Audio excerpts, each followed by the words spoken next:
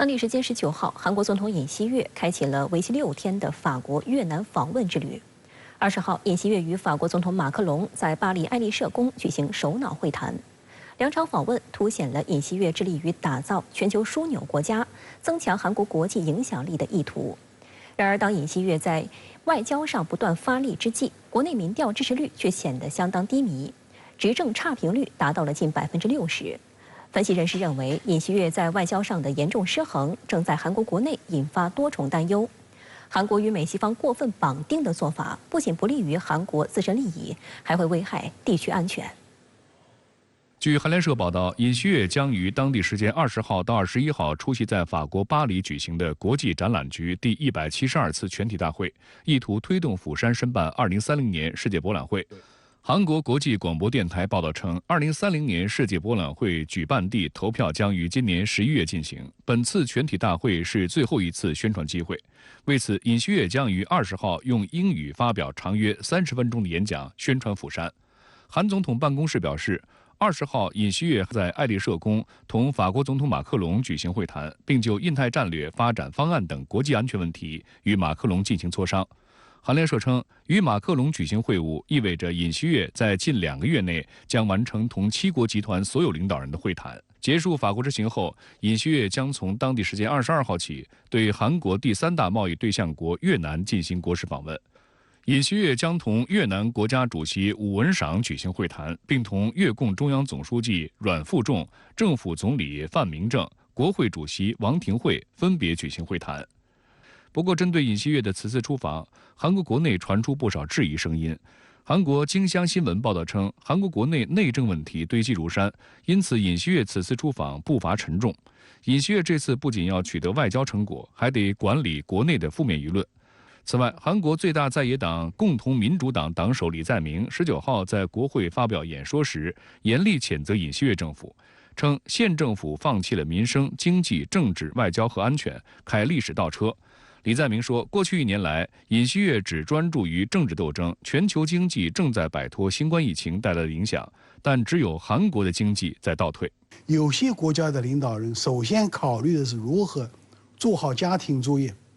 如何处理好本国的国内的事务，如何来解决民生问题。但是我们也同时也看到，有些国家的领导人，譬如说尹锡悦，他很希望在国际上出风头希望用出访来提升自己的所谓的国际威望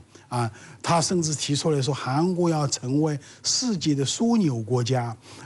这个我表示怀疑。为了实现全球枢纽国家的目标，尹锡悦政府一方面深化拓展美韩同盟，推动两国间全球全面战略同盟关系。美韩同盟的外延大幅拓展至半导体供应链等经济科技领域。在美韩发表华盛顿宣言后，韩国甚至大肆宣扬两国已形成了以核为基础的同盟。此外，韩国在地区外交战略中也紧紧跟随美国的脚步，积极加入美国主导的印太经济框架，并在芯片4方联盟、美日印澳4方安全对话等组织中寻求合作。同时，在美方的撮合之下，尹锡悦不顾国内强烈的反对声音，不断放低身段对日妥协，寻求对日关系改善，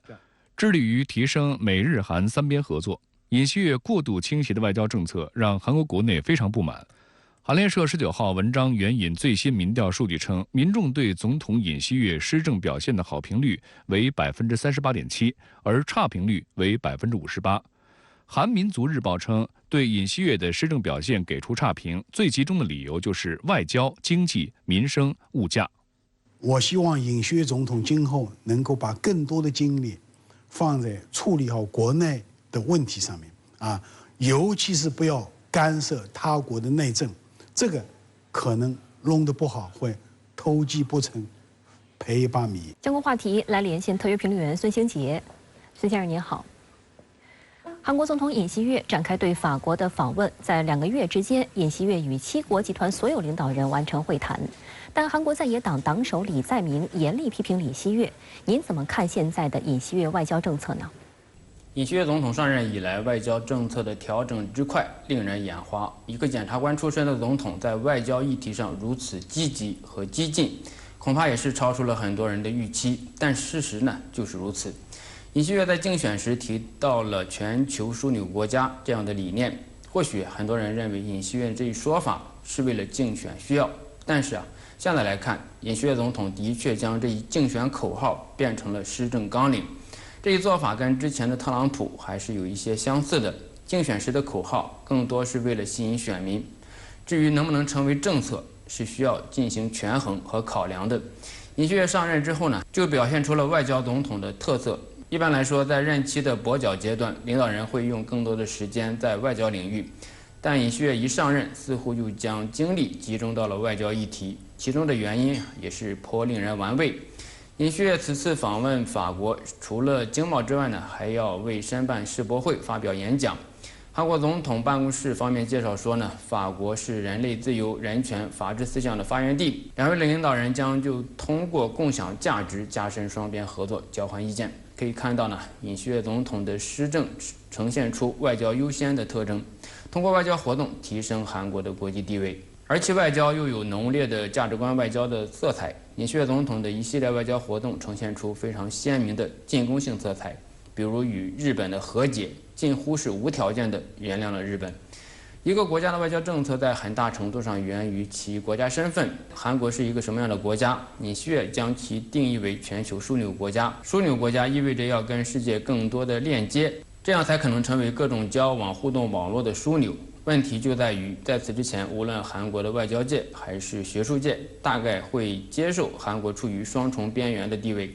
从双重边缘成为全球枢纽，这样的身份转换步子实在是太大了。其次，就韩国的国家实力来说，跻身于发达经济体，无论经济总量还是技术能力，也是可圈可点的。但是韩国的绝对实力如何转换为外交地位，这也是一个难解之题。现在看到的是，尹锡悦总统的外交并不只是枢纽国家的外交，而是全球大国外交。最后，以价值观来界定韩国的身份和韩国外交特色，使得韩国外交有很鲜明的敌我区分。加入到美国的所谓的价值观外交的大合唱中，却忽视了韩国面临的地缘政治的困境。这种阵营对立的外交思维，恰恰使得全球枢纽国家变得不可能。尹锡悦的激进外交不仅引起了国际体系的反冲，也引起了国内舆论和在野党的猛烈的批评。这意味着呢，尹锡悦的激进外交越来越偏离韩国的实际了。朝鲜劳动党8届8中全会召开，主要总结上半年经济政策成果，并讨论外交和国防战略。您有什么样的观察？劳动党的8中全会的主要的议题是经济和对外战略，具体内容呢还没有披露出来。但是从人事安排的调整能够看到朝鲜政策的变化和未来的趋向。简单而言呢，朝鲜的核心目标就是统筹吃饭和安全问题。就是国内经济，尤其是粮食生产与发展核导体系之间的平衡。朝鲜官方媒体报道了会议对上半年经济成果的总结，上半年主客观形势不容乐观，农业领域呢要采取措施以达到目标。另外呢，就是此前负责经济事务的吴秀荣官复原职，释放了强化经济管理的信息。朝鲜经济面临的挑战依然是巨大的，除了经济制裁呢，就是自然灾害。今年全球气候系统不稳定，朝鲜也难免会受到影响。此次会议将军事卫星发射失败定性为最严重的缺陷，相关人员呢受到了批评，并且表明近期要再次发射卫星。军事侦察卫星是劳动党8大确定的重要的目标，发射军事卫星是朝鲜构建和提升朝鲜战略威慑能力的重要的一环。现在能够看到的是，朝鲜的军力发展的重要的指向是建立能够制衡和约束美韩的核能力。进一步说呢，就是要跟美韩对等的核威慑力。朝鲜明确表示要制造更多威力更强大的核武器。2023年以来呢，朝鲜半岛的局势发生了巨大的变化。一方面是朝鲜研发各类体系的武器装备，尤其是核导能力的提升，